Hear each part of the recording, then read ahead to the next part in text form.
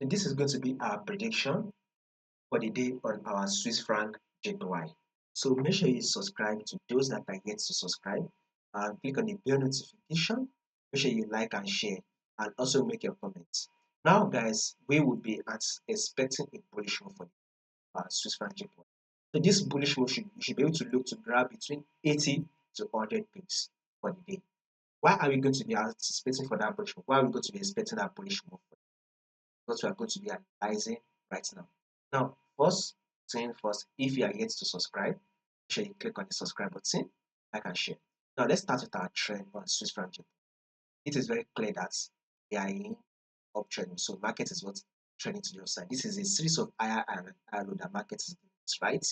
And if you have to zoom it in right here, guys, market did drop to form an equal low right here, which serves as a support level.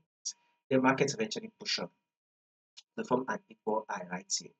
Market eventually drop again to form a pullback. Now market eventually push up again to form to come to tap this level, thereby forming an equal resistance level right here. So this is an resistance level, right? Market eventually drop back to tap our support level. Now that market has tapped our support, we should be expecting market to continue to push up till it is able to tap our resistance level. So guys, we should expect a bullish move for Swiss franc JPY till it is able to tap our resistance level. So guys, expect Swiss franc JPY to give us that bullish move till it is able to tap our resistance level. Now guys, if you take a look at this moment, market was dropping, right? Then it eventually pushed up and it took out this previous lower high right here. It took out this previous lower high. The market eventually gave us a pullback to retest this support level, right? Now the market has retested our support level. We will be expecting a rejection that will push up to come back to tap our resistance level.